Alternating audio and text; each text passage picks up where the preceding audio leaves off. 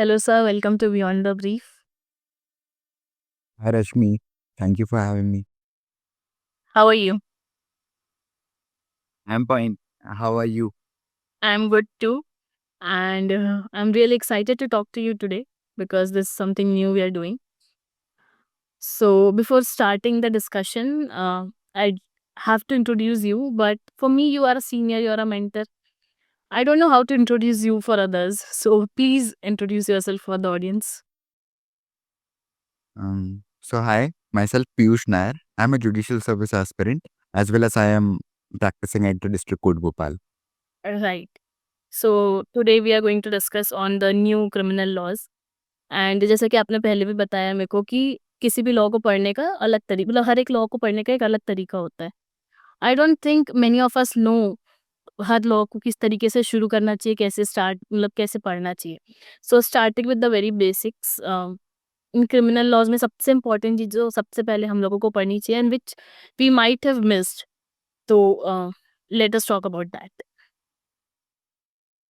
तो जब भी ये न्यू क्रिमिनल लॉज की बात होती है, लोग बहुत डेप्थ में हर एक प्रोविजन को जाते हैं, लेकिन हर एक लॉ को पढ़ने का जो सबसे इम्पोर्टेंट सबसे बेसिक तरीका होता है, वो होता है उसका कॉन्स्टिट्यूशनल एसेंस और उसका पर्पस पॉलिसी। किसी भी लॉ का पर्पस पॉलिसी क्या है, और पर्पस पॉलिसी अपने को पता चलता है हमेशा उसके लेजिस्लेटिव डिस्कशन से और बाकी चीज़ों से। हुँ। तो व्हाट डू यू थिंक, ये जो क्रिमिनल लॉस हैं, ये क्यों बनाए गए हैं, इनका पर्पस क्या है? मतलब इंडियनाइज़ करने के लिए क्योंकि कॉलोनियल टाइम का लॉ था तो उसको इंडियनाइज़ करने के लिए। ये काफ़ी पॉपुलर डिस्कशन था हाँ, कि मतलब इनको बिकॉज़ होम मिनिस्टर डीकोलोनाइज ने यही हाँ, यही पार्लियामेंट में क्लेम बोला किया है गया तो था। लोगों को यही पता हाँ, है। कि जो न्यू लॉस को लेकर आए करके, और राइट, जो इंडियनाइज कर दे लॉ को। जैसे पुराने लॉस में अगर अपन देखें तो पुराने लॉस में सेक्शन 2, सेक्शन 3, सेक्शन 4, सेक्शन 5 ऐसे करके सेक्शन 52 तक के डेफिनेशंस दिए गए थे आईपीसी में। राइट, लेकिन अब क्या कर दिया, न्यू लॉज की तरह उसको मोल्ड कर दिया गया और न्यू लॉज की तरह लाया गया उसको, कि सेक्शन 2 में ही क्लॉजेस, इंटरप्रिटेशन क्लॉजेस राइट, और इंटरप्रिटेशन क्लॉजेस के अंदर लेकर आया गया। लेकिन जब भी हम कॉलोनाइज डीकॉलोनाइज करने की बात कर रहे हैं, आईपीसी और एविडेंस एक्ट तो माना जाता है कि चलो ठीक है, वो तो पुराना है, बिफोर इंडिपेंडेंस एक्ट का। लेकिन अपना जो सीआरपीसी है, वो तो नया है। तो हुँ, उसके लिए क्या पर्पस पॉलिसी रहा होगा, वो डिफरेंट है। और बाकी दोनों चीजों के लिए क्या पर्पस पॉलिसी रहा है, वो डिफरेंट है। ठीक है, जो सीआरपीसी है, उसका मेन पर्पस पॉलिसी जो statement of object and reasons पे क्लेम किया गया है, वो है प्राइमरीली स्पीडी जस्टिस। जो काफी टाइम से बात की जा रही थी, उसको हुँ, इम्प्लीमेंट किया गया स्पीडी जस्टिस, कि 60 दिन में चार्ज फ्रेमिंग होगी, इतने टाइम में जजमेंट डिलीवर किया जाएगा, इतने टाइम में ये किया जाएगा। पहला चीज। दूसरा चीज, जो न्यू एज टेक्नोलॉजीज हैं, उनको इम्प्लीमेंट किया जाए, जैसे video conferencing, video recording. Right. तो ये दोनों चीज को इम्प्लीमेंट करके अपन सीआरपीसी में ये चीजें लेकर आए हैं। पहली बात। दूसरी बात, इसका कॉन्स्टिट्यूशनल एसेंस क्या है? इसका कॉन्स्टिट्यूशनल एसेंस ये डिराइव करता है article 21 constitution constitution of India से, जो ये कहता है कि every person has right to life and personal liberty save in procedure established by law. Right, और जो प्रोसीजर एस्टैब्लिश्ड बाय लॉ है, उसमें तीनों चीज आ जाती हैं। आईपीसी, क्योंकि वो सब्सटैंटिव ऑफेंस और हुँ, उसका पनिशमेंट बताता है। सीआरपीसी की प्रोसीजर, ट्रायल कैसे चलेगा, पूरा हाँ, प्रोसीजर बताता है। और एविडेंस एक्ट की एविडेंसेस कैसे लिए जाएंगे, एविडेंसेस को जजेस कैसे वे करेंगे। अब ये सारे जो हैं अपने due procedure establish by law का पार्ट है। अगर इसका फॉलो नहीं किया गया, तो right to life and personal liberty अपना इफेक्ट हो रहा है। राइट। ये इसके पर्पस है, और ऐसे ही लॉ को देखा आना चाहिए।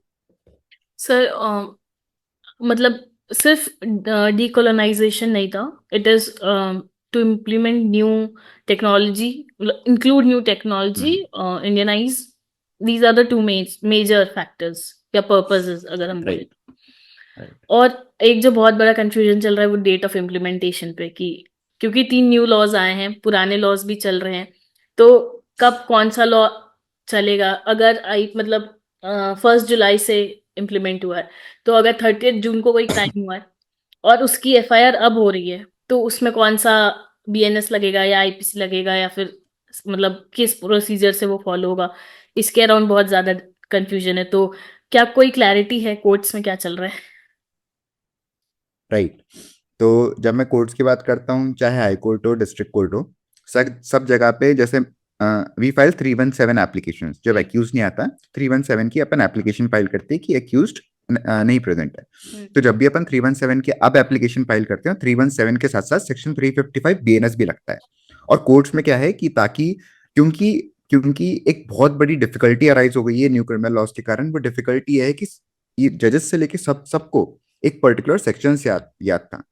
लोगों ने 10-10 साल लगा दिए सेक्शन याद करने में, सबको सेक्शन रट गए थे और सबके खूनों में आ गया था वो सेक्शन। जैसा जब भी अपन बात करते हैं 420 तो 420 वॉज लाइक कि हाँ, 302 लेकिन अब वो चेंज हो गया 102। हाँ, अब 307 लग गई, ये लग गई, तो सब अपने मुंह जवानी हो गया था। और कोर्ट में भी बहुत ज्यादा वो हो गया था, प्रैक्टिस में हो गया था कि सेक्शंस की लैंग्वेज में बात की जाती थी।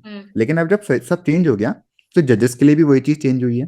तो चीजें इजी करने के लिए कोर्ट्स में प्रैक्टिकलिटी में ऐसा क्या हो गया कि दोनों सेक्शन को कोर्ट किया जाता है। अब रही बात इम्प्लीमेंटेशन की, इम्प्लीमेंटेशन का जो नॉर्मल प्रोसेस होता है वही प्रोसेस रहेगा, क्योंकि कोई भी क्रिमिनल लॉ रेट्रोस्पेक्टिव एप्लीकेशन नहीं देता है। तो ऑब्वियस सी बात है बीएनएस भी रेट्रोस्पेक्टिव एप्लीकेशन नहीं देगा, आर्टिकल 20 का वायलेशन हो जाएगा। तो अगर अपन बीएनएस की बात करें तो बीएनएस में अगर कोई भी ऑफेंस हुआ है वो 1 जुलाई के पहले हुआ है, एफआईआर भी 1 जुलाई के पहले रजिस्टर हुए हैं, तो आईपीसी और सीआरपीसी ही लगेगा। लेकिन अगर ऑफेंस पहले हुआ है, एफआईआर बाद में हुई है, तो फिर अपना सीआरपीसी और अपना आईपीसी फॉलो हो जाए। सॉरी, अपना एफआईआर बाद में हुई है तो बीएनएसएस अपना अप्लाई हो जाए। ऐसे एक अगर अभी समझ में नहीं आ गई तो एक मेमोरेंडम ऑफ कर्नाटका का एक मेमोरेंडम है, वो ऑडियंस के लिए काफी सही हो जाएगा। क्योंकि उसमें बिल्कुल क्लियर कर रखा है कि उसके बाद, और अगर दोनों ही चीज बाद में हुई है तो फिर अपना जो न्यू लॉस है वही अप्लाई होंगे। राइट। सो क्योंकि इतना डिफिकल्ट हो रहा है सबके लिए, चाहे लॉयर्स हो जजेस हो, लॉ स्टूडेंट्स के लिए तो और भी ज़्यादा डिफिकल्ट है, स्पेशली अगर आप जुडिशरी एस्पिरेंट है। इनफैक्ट अगर जो प्रैक्टिसिंग लॉयर है उनके लिए भी, क्योंकि जो पुराने केसेस है वो उसी के थ्रू ही चलेंगे, नए भी आएंगे तो पढ़ना तो सबको ही दोनों पड़ेगा पूरा। सब चीज़ के प्रोज होते हैं, कॉन्स होते हैं, बट कुछ जो कंट्रोवर्शियल टॉपिक्स हैं, जैसे कि कुछ न्यू सेक्शंस इंक्लूड कर लिए गए हैं जिनके ऊपर बहुत ज्यादा बातचीत हो रही है और सब बहुत ज्यादा इंटरेस्टेड है ना। Beat court room, beat board room, मतलब हर जगह बात हो रही है। तो one of those is section 69। तो आपका क्या ओपिनियन है? बिकॉज सब अपने अपने ओपिनियन दे रहे हैं, बट लॉ क्या कहता है and what is it about? अब सेक्शन 69 अगर बेयर वर्बैटिम अगर अपन जाए तो उसमें सिर्फ यही कहा है कि अगर with the intention of marriage किसी ने सेक्सुअल इंटरकोर्स किया that would not amount to rape, उसकी पनिशमेंट दे रखी 10 साल कुछ पनिशमेंट दे रखी। अब जैसे ये प्रोविजन आया बहुत ज्यादा लीगल कम्युनिटी में बहुत ज्यादा शोर शराबा होने लग गया। क्यों? राइट। क्योंकि द रीजन इज कि पहली बात तो सुप्रीम कोर्ट खुद कहता है कि सबसे मिसयूज प्रोविजंस में से एक है 498A। अब उसके ऊपर से तुम 69 भी ये जो प्रोविजन है वो भी लेकर आ जाओगे तो इसका भी काफी मिसयूज हो सकता है, होने के चांसेस है, और बहुत कंट्रोवर्शियल सेक्शन है। पहले भी इसके ऊपर लॉ था और पहले भी यही लॉ था, पहले यही लॉ था कि जैसे अगर कोई भी अगर मैरिज करता है, मैरिज का प्रॉमिस करता है और फिर उसके बाद सेक्सुअल इंटरकोर्स कर लेता है और फिर उसके बाद मैरिज नहीं करता है, तो इसमें एट द फर्स्ट इंस्टेंट देखा जाता है कि उसका शुरुआत में इंटेंशन क्या था। अब जरूरी नहीं कि शुरुआत में उसका इंटेंशन हर बारी गलत हो। शुरुआत में उसका इंटेंशन हो मैरिज का, बाद में जाके क्योंकि फैमिली प्रेशर होता है, बाद में जाके दूसरा अगर लव एंगल उसका निकल आता है, तो इसका मतलब ये तो नहीं है कि उसने शुरुआत से ही डिसीविंग इंटेंट रखा है। तो इन केसेस को क्या इस सेक्शन में डील किया जाएगा? अब इन सब चीजों के लिए एक जुडिशियल इंटरप्रिटेशन की जरूरत है, और ये वैक्यूम में कोई भी बात नहीं कर सकता। और जब तक वैक्यूम में जहां भी बात होती है तब तक पुलिस एट्रोसिटीज पड़ती है, क्योंकि वैक्यूम में बात हो रही है अभी।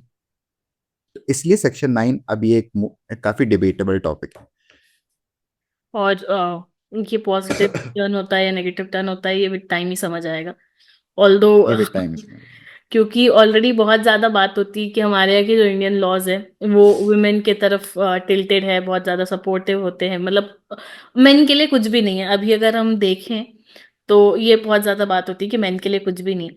बट अगर हमारे लॉज इतने ही ज़्यादा टिल्टेड हैं तो फिर अभी तक हमारे पास मैरिटल रेप के अगेंस्ट कोई लॉ क्यों नहीं?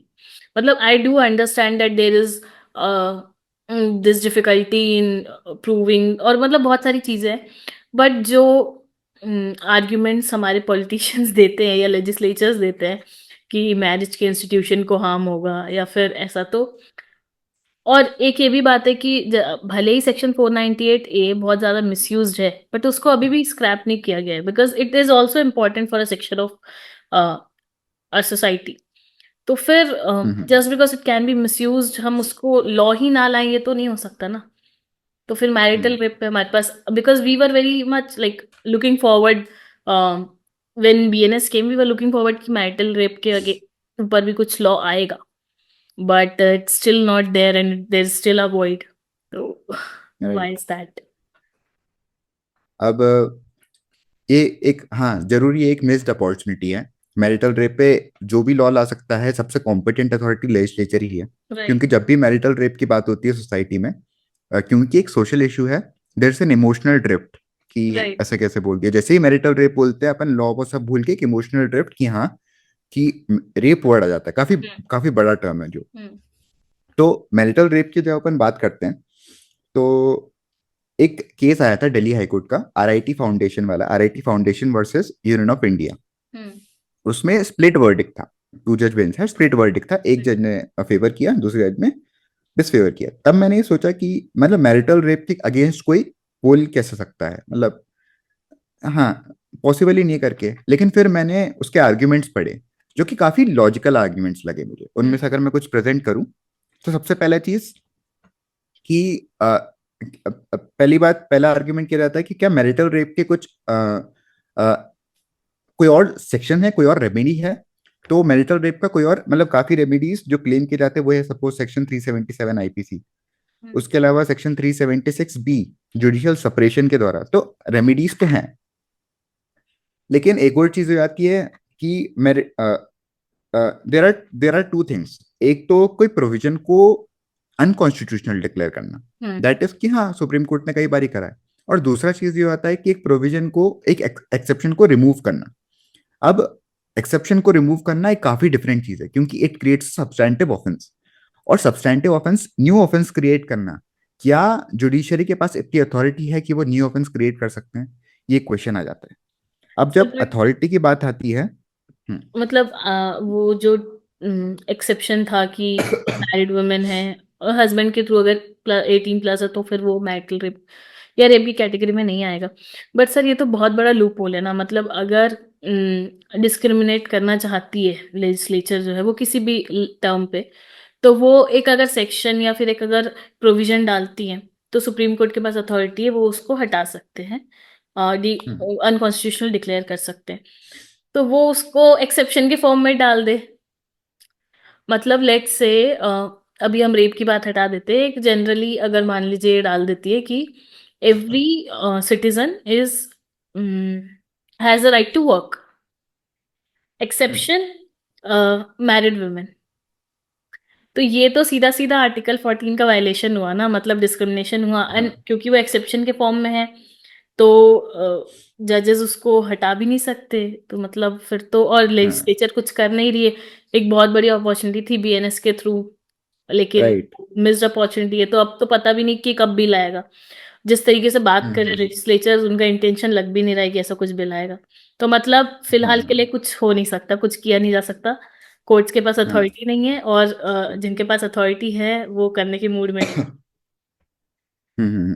अब जब जब अपन ये आर्टिकल 14 के वायलेशन की बात करते हैं, तो ये तो काफी गलत भी है कि नॉर्मल वुमेन के साथ अगर रेप कमिट हो रहा है, तो दैट इज नॉट वो वो। एक और बहुत अगर बड़ा मैरिड इशू वुमेन, है। हाँ दैट, हाँ, और मैरिड वुमेन के साथ हो रहा है, तो दैट इज नॉट ऑफेंस। तो ये तो आर्टिकल 14 का वायलेशन है। तो अगर इसकी अपन लीगैलिटी पे जाएं, तो बिल्कुल ये इनफैक्ट जजमेंट की कॉन्ट्ररी भी है। अगर मैं सीरीज ऑफ जज, अभी बीच में एक सीरीज ऑफ जजमेंट्स चली थी, हम्म। और उसकी शुरुआत हुई थी पुत्तस्वामी जजमेंट में। पुत्तस्वामी जजमेंट में प्राइवेसी वर्ड को काफी एम्फोसिस दिया गया था। राइट। और उस प्राइवेसी में सबसे इंपॉर्टेंट एक वर्ड यूज किया गया था, बॉडीली इंटेग्रिटी। और उस बॉडीली इंटेग्रिटी के ऐसे सीरीज ऑफ जजमेंट आए कि उसके कारण एक रिवॉल्यूशन आ गया। हम्म। उस बॉडीली इंटेग्रिटी से ध्यान देना कि कितने इंटरेस्टिंग जजमेंट्स हैं। एक जोसेफ साइन के जजमेंट आया, जिसमें अपना अडल्टरी को हटा दिया। क्यों? राइट। क्योंकि wife is not the property of the husband. Hmm. उनकी भी बॉडीली इंटीग्रिटी है। नवतेज फिर सिंह। उसके बाद अपने नवतेज सिंह जौहर आया। नवतेज सिंह जौहर में बॉडीली इंटीग्रिटी को काफी ध्यान दिया गया। राइट। और बॉडीली इंटीग्रिटी एक एलजीबीटी कम्युनिटी की भी है, एलजीबीटी कम्युनिटी के पर्सन की भी है, ये भी बताया गया। तो अगर उसी लाइन ऑफ रीजनिंग में देखा जाए तो मैरिटल रेप में भी एक वुमेन की भी बॉडीली इंटीग्रिटी है। तो तब अपन हिपोक्रेटिकल कैसे हो सकते हैं कि वो बॉडीली इंटीग्रिटी नहीं है करके। लेकिन क्वेश्चन यह जाता है, क्या जुडिशरी के पास पावर है? क्यों? क्योंकि जुडिशरी और लेजिस्लेटिव में डिफरेंस ये है कि बाय इंस्टीट्यूशन दे आर काफी They different. they have like लेजिस्ले separation of power हाँ, principle. Separation of power. Right. और सेपरेशन ऑफ पावर स्ट्रिक्टो सेंसो नहीं है, काफी डिफरेंसेस हैं। जैसे अब लेजिस्लेचर क्या करता है? Legislature is the opinion of the people, the will of the people. वो मेजोरिटी का विल को रिप्रेजेंट करता है। लेकिन जुडिशरी ऐसा नहीं करता है। अब क्वेश्चन ये आता है कि जुडिशरी ना ही डेमोक्रेटिक इलेक्टेड बॉडी है, ना ही वो will of the people represent नहीं करता। तो अगर वो लॉ बनाएगी, क्या वो विल ऑफ द जज रिप्रेजेंट नहीं कर रहा, सिर्फ अपना विल रिप्रेजेंट नहीं कर रहा? तो ये क्वेश्चन आ जाता है। इसलिए जुडिशरी हमेशा जुडिशियल एक्टिविज्म जब करती है तो जुडिशियल रिस्ट्रेन के साथ करती है। क्यों?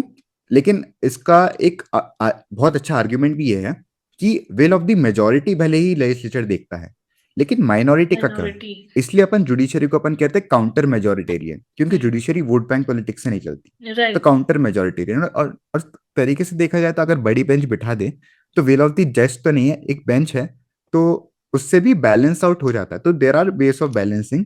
लेकिन मुझे लगता है कि क्योंकि मैरिटल रेप में एविडेंसेस भी दिक्कत हो जाते हैं, और एविडेंस तो इस चक्कर में जुडिशरी इज हाँ रिस्ट्रेनिंग मतलब इटसेल्फ। इवन दो अगर जुडिशरी बोल भी दे कि नहीं मैरिटल रेप को क्रिमिनलाइज किया जाए, बट उसका एक प्रॉपर प्रोसीजर, क्योंकि जो नॉर्मल लॉज है उन उस प्रोसीजर से तो मैरिटल रेप में कुछ किया नहीं जा सकता। मतलब it is very different, it needs a different framework, और वो तो राइट। अल्टीमेटली लेजिस्लेचर को ही करना पड़ेगा। तो जुडिशरी के नॉट डायरेक्ट लेजिस्लेचर।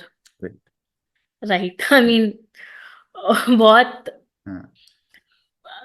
कुछ चीजें ऐसी हैं कि जो कर सकते हैं वो करने नहीं वाले, करने के इंटेंशन हाँ। में नहीं है, और जो करना राइट। चाहते हैं उनके पास अथॉरिटी नहीं है। हाँ, क्योंकि अ, मैं जब इस चीज में डिस्कस करता हूँ तो हाँ, जुडिशरी कुछ चीजों में काफी हिपोक्रिटिकल हो जाती है। जैसे अगर एविडेंसेस लेने की बात है, अब सपोज एविडेंस लेने का एक तरीका ये हो गया कि एक वुमेन है, मैरिड वुमेन है, वो काफी टाइम से बहुत ऑपरेशन फेल कर रही है, हम्म। फेस कर रही है। काफी टाइम से उसके साथ मैरिटल रेप कमिट हो रहा है। एक दिन उसने गुस्से में आके वीडियो रिकॉर्डिंग के लिए कैमरास रख दिए, तो उसमें क्लियर है मैरिटल रेप हो रहा है। लेकिन तो उसको भी आप न्याय ना दो जिसके पास प्रॉपर एविडेंसेस हैं, तो वो तो फिर गलत हो जाएगा। तो अपने को एक प्रॉपर मैकेनिज्म होना चाहिए, भले ही जुडिशरी से ना आए, लेकिन लेजिस्लेचर से आ सकता था। बीएनएसएस में, मतलब न्यू क्रिमिनल लॉ है बीएनएस राइट। में, आ सकता था। तो we can call it a missed opportunity अभी तो। सर एक पॉडकास्ट सुन रही थी मैं, इट वाज लाइव लॉ का था, Kapil Sibal, mister Kapil Sibal, mister think क्या नाम, Abhishek Manu Singhvi sir, and one more a senior advocate was there, three were there discussing about the new laws. तो उसमें एक आर्ग्यूमेंट ये था, not particularly for marital rape but बहुत सारी चीज़ों के लिए ये था जो लेजिस्लेचर ने गलतियां की है। फिर they were talking about arrest and bail. तो जो पुलिस है जो मिस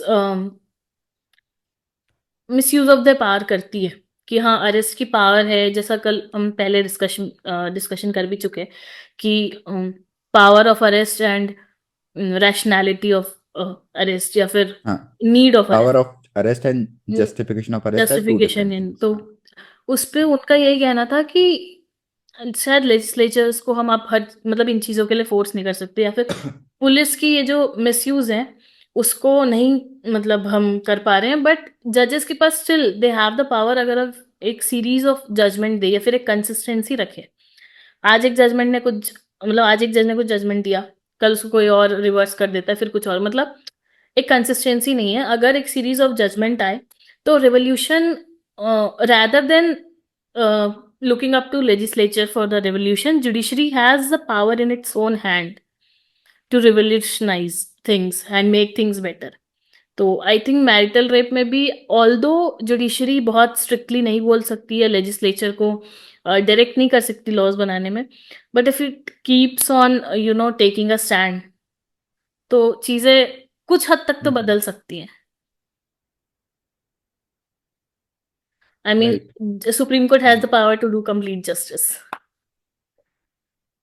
हाँ, अब टू डू कंप्लीट, अब वही हो जाता है कि there is a difference between rule of law and rule of prudence, कि हाँ उनके पास पूरी पावर है टू डू कंप्लीट जस्टिस है, लेकिन अब दे यूज इट वेरी सेलेक्टिवली। अब वो सेलेक्टिवली Right. क्यों है, वो they only no.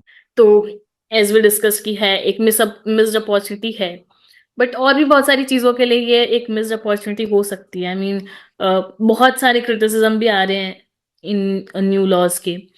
It's like old wine in the new bottle. So क्या क्या disadvantage, major disadvantages and advantages होंगे इन लॉज के? हाँ, जैसे काफी काफी काफी क्रिटिसिज्म भी आ रहे हैं, जैसे पोस्थमस ट्रिब्यूट टू मैकॉले, और हाँ। और ऐसे ही मतलब बहुत बहुत बहुत सारे क्रिटिसिज्म है इसके। और काफी काफी मतलब जो प्रोविजंस हैं उसमें भी काफी एम्बिग्विटी है, जिसमें सिर्फ माइन्यूट चेंजेस कर दिए हैं, जिसके कारण अभी कोई इंटरप्रिटेशन नहीं है, और इंटरप्रिटेशन नहीं है तो काफी अभी उस चीजों को लेके अभी कुछ क्लैरिटी नहीं है। अगर अपन क्रिटिसिज्म की बात करें, पहले तो एडवांटेजेस की बात कर लेते हैं, क्योंकि स्पीडी जस्टिस की बात की गई है और टाइम लिमिट सेट की गई है। अगर ये टाइम लिमिट सिर्फ एक मियर वर्ड्स नहीं है तो फिर ये सही है, क्योंकि हाँ पहले भी टाइम लिमिट्स थे, लेकिन उन टाइम लिमिट्स का कोर्ट में मतलब अगर अपन देखें प्रैक्टिकली कुछ फर्क नहीं पड़ता था। तो टाइम लिमिट्स का पहली बात तो तो वैसे पालन तो होना ट्रायल चाहिए। 3 महीने में खत्म जैसे होना चाहिए, पर कभी नहीं हाँ हुआ। होना चाहिए, हाँ होता नहीं था। Right. और जैसे ऑनरेबल चीफ जस्टिस जो अब एक्स हो गए हैं, हाँ। उनने ही कहा था कि इंस्टीट्यूशंस अगर सही से काम करे तो फिर ये न्यू क्रिमिनल लॉ सही है, और इतने इंस्टीट्यूशंस होने चाहिए। जैसे फॉरेंसिक डिपार्टमेंट की बात की गई इन्वेस्टिगेशन के टाइम पे, जब 7 ईयर से ज्यादा के ऑफेंस 7 ईयर से ज्यादा के ऑफेंस पनिशेबल के ऑफेंस के इन्वेस्टिगेशन की बात करें, तो इतने फॉरेंसिक एक्सपर्ट्स अगर अवेलेबल हो पाएंगे। अब इन चीजों को लेके भी काफी डिस्प्यूट्स हैं। बाकी एडवांटेजेस ये हैं कि न्यू एज ऑफेंसेस आए हैं काफी, न्यू एज ऑफेंसेस जैसे मॉब लिंकिंग लेकर आए अपन। स्नैचिंग को लेकर पहले काफी डिस्प्यूट था, क्योंकि जब भी अपन स्नैचिंग की बात करते थे पहले, तो या तो रॉबरी में डाल देते थे या तो थेफ्ट में डाल देते थे, और डिफरेंट हाई कोर्ट्स का डिफरेंट अप्रोच रहता था। क्यों? क्योंकि थेफ्ट में कभी हर्ट नहीं होता, लेकिन स्नैचिंग में हर्ट कॉज होता है। राइट। तो डिस्प्यूट ये था कि रॉबरी में आएगा कि थेफ्ट में, लेकिन अब because there is a clear provision that is, हाँ हाँ 304, तो उसके कारण क्या हो गया कि एक फिक्स, हाँ कि यहाँ पे डालना है, हो गया। जैसे न्यू एज ऑफेंसेस आ गए हैं, दूसरी बात टेक्नोलॉजी का काफी अच्छा यूज किया गया है, ये इसके एडवांटेजेस हो गए हैं। बाकी जरूरी भी था इंडियनाइज करना लॉ को, क्योंकि न्यू मैंने बताया जैसे कि सेक्शन 2, 3, 4, 5, 52 तक डेफिनेशन ही थे, अब सेक्शन 2 में ही सब डाल दिया डेफिनेशन, जैसे अपने पॉक्सो एक्ट है और बाकी सब जो बट नया सर, लॉस हाउ है डज इट उनमें मैटर? ऐसा ही। मतलब अगर इंटरप्रिटेशन 2 से लेके 52 तक हो, 511 सेक्शंस हो, हाँ, या फिर 294, अब मैं, मतलब हाँ हाउ डज इट मैटर कि कितने सेक्शंस है? हाँ, ऑल्सो, अब जैसे लोग, मैंने एक मतलब I think it was doctor Manu Singh भी ओनली हु सेड कि कस्टमरी चेंज, नहीं, कॉस्मेटिक चेंजेस किए गए हैं, कॉमा फुल कॉस्मेटिक, स्टॉप के चेंजेस किए गए हैं, and if there is a smart advocate, smart lawyer arguing, तो वो उन कॉस्मेटिक राइट, चेंजेस को लेकर जितने आपके प्रेसिडेंट्स हैं वो उनको सेटअप, मतलब वो अगर वो क्लेवर है, स्मार्ट है ना, तो वो बोलेगा कि सारे जो प्रेसिडेंट्स थे वो अप्लाई ही नहीं हो रहे हैं, और if it's a good prosecutor, so he will not, वो होने नहीं देगा, वो पुराने प्रेसिडेंट्स को उस पर फॉलो होने नहीं देगा if is smart enough. Right. तो जो इतने सालों का हमारा जो प्रेसिडेंट्स है या फिर जो इंटरप्रिटेशंस है, क्या वो अब just because some cosmetic changes, या फिर जैसा बोला 95% सेम है, same hmm. Wine in the new bottle, old wine in the new bottle, क्या सच में ऐसा? Because you have studied it in depth now, so what do you think, कितना सेम है, कितना अलग है? अब जैसे अगर देखा जाए इन कॉस्मेटिक चेंजेस में से एक कॉस्मेटिक चेंजेस देखा जाए, तो एक अनसाउंड माइंड का था, जनरल एक्सेप्शन का और इंटॉक्सिकेशन का, वहां राइट। पे प्रोवाइडेड की जगह अनलेस अनलेस की जगह प्रोवाइडेड यूज कर दिया गया। राइट। अब इसका जो डिफरेंस है किसी को पता नहीं कि अब इसका इम्प्लीकेशन क्या होगा, मतलब क्या डिफरेंस है इम्प्लीकेशन में। अब इसके कारण जो पुराने जो स्टेट बापू अलियास राजस्थान, जो बहुत सारे जो केसेस थे वो रिडंडेंट हो जाते हैं कहीं ना कहीं। अब इसका एक एक एक सोल्यूशन जो मैं देख पा रहा हूँ कि इस सब के लिए एक ही पिटिशन लेके जाओ सुप्रीम कोर्ट में कि सारे जो जजमेंट्स हैं एज इट इज एप्लीकेबल हो जाए। अब ऐसे कई जगह पे मैंने सुना है कि ये बातें चल रही हैं करके लीगल फ्रेटर्निटी में, इसलिए आई एम सजेस्टिंग दिस। अब इसका इसका वही है कि हर एक को अपने ग्रिड से अपने अप्लाई करके लगाना पड़ेगा। देयर इज नो मतलब बहुत शॉर्ट फॉर्मूला कि इसमें ये जजमेंट अप्लाई होगा जो पुराना था, इसमें नहीं होगा। और काफी हद तक जो जुडिशियल सर्विसेज हैं, जो अपने एग्जामिनेशन होंगे, वो काफी हद तक वर्बैटिम ही जाएंगे, कुछ टाइम तक जजमेंट्स को छोड़ देंगे, मुझे ऐसा लग रहा है राइट। कि बेरैक में वर्बैटिम क्या लिखा है। तो तो मतलब ये अभी इसके हमको एडवांटेजेस थे। If somebody is planning to study for prepare for judicial services या फिर किसी और ऐसे एग्जामिनेशंस के लिए, तो बेयर एक्ट ही उनके लिए बाइबल है। हाँ, बेर एक्ट और पहली बात तो बेर एक्ट, लेकिन अभी कंफ्यूजन यही है कि जो न्यू क्रिमिनल लॉस है उसमें तो न्यू क्रिमिनल लॉस पढ़ने ही पढ़ने हैं, लेकिन क्योंकि जो पुराने केसेस हैं उनमें अभी भी आईपीसी लागू होंगे और काफी पेंडिंग केसेस हैं, तो अपने को ऑब्वियसली। पुराना एक्ट भी पढ़ना है, पुराने जजमेंट्स भी पढ़ने हैं और ये भी पढ़ना है। तो ये एक एडिशन हो गया, इसको अपन सब्स्टिट्यूट नहीं कर सकते कि नहीं आप आईपीसी चला गया ये पढ़ेंगे। सर ऑलरेडी कम सब्स्टिट्यूट करना नहीं है बहुत। हमारे पास चीजें याद करने के लिए हाँ एक हाँ तो अब कैसे याद करें, हाँ मतलब आप कैसे कर रहे हो एंड। हाँ। तो जैसे अब इसका डिसएडवांटेज भी यही है कि याद करना बहुत दिक्कत है। तो मेरा याद करने का सिंपल तरीका है कि रेगुलर रिपीटेशंस प्लस निमोनिक्स। जैसे अगर अपन, जैसे मैं अभी इंडियन एविडेंस एक्ट या बीएसए के सेक्शंस अगर मैं याद कर रहा हूँ, तो सेक्शन टू में क्लॉजेस हैं। सेक्शन 2D से लेके 2F तक लगातार वर्ड से वर्ड दिए हैं, जैसे D for document, E for evidence, F for fact. तो टू डी याद हो गया अपना, 2E याद हो गया, 2F याद हो गया, 2G में अपना फैक्ट एंड इशू दिया हुआ है। तो फैक्ट एंड इशू में मैंने ऐसा याद कर लिया कि जी फॉर घटना, घटना का मतलब भी फैक्ट एंड इशू होता है, तो जी फैक्ट एंड इशू हो गया। अगर अब मुझे याद करना है, मे प्रिज्यूम याद करना है। मे प्रिज्यूम कहाँ पे दिया हुआ है, तो मे प्रिज्यूम तो मैंने हुआ होगा करके याद कर लिया, 2H। तो ऐसे करके निमोनिक्स करके जब अपन याद करते हैं, और निमोनिक्स को भी इजीली याद हो जाता है। एक बार अगर याद कर लो तो फिर वो लाइफ टाइम रह जाता है। एक बार अगर तसल्ली से एक दिन दो, वो या एक सेक्शन या एक प्रोविजन याद कर लिया, फिर उसके बाद अगले दिन रिपीट कर लो, और ऐसे अगर कोर्स खत्म कर लिया अपन, तो इजीली याद हो जाता है वो, उसमें ज्यादा डिफिकल्टी नहीं आती। और अगर और अच्छे से याद करना हो तो I am launching a course. उस कोर्स में सबसे पहले I will be starting with भारतीय साक्ष्य अधिनियम ही और एविडेंस एक्ट, भारतीय साक्ष्य अधिनियम, एविडेंस एक्ट, और उसमें इन डेप्थ पढ़ाऊंगा। लेकिन उसमें मेरा मेन फोकस याद कराने में भी रहेगा कि ये चीज यहाँ पे दी है, ये चीज यहाँ, क्योंकि जुडिशियल सर्विस और सब जगह पे याद करने का बहुत इंपॉर्टेंस है। और इनफैक्ट अब तो ये न्यू क्रिमिनल लॉस आ गया, इसलिए सबको ही ये चीजें याद तो सबको ही करनी है। राइट। तो इस न्यू कोर्स में मेरा याद कराने में बहुत ज्यादा फोकस रहेगा। तो एवरी डे, क्योंकि मैं प्रैक्टिस भी करता हूँ, तो इवनिंग में ही क्लास 1 आवर की क्लास लूंगा, और उसमें मैं ये याद कराने में निमोनिक्स के साथ बहुत ज्यादा फोकस रहेगा, जिसकी डिटेल्स मैं डिस्क्रिप्शन में अपलोड कर दूंगा। राइट। जिसको भी हेल्प चाहिए, एविडेंस से हम स्टार्ट करने वाले हैं सर, तो जो डिटेल्स है वो डिस्क्रिप्शन में है, you can go to the link. All the very best for the course sir, and thank you हाँ, so much. Thank you for having me too. It was great talking to you. I mean, you have always been very kind and insightful. And again, with this new course, you're going to help your juniors, especially. Yes, So, thank for you. Sure.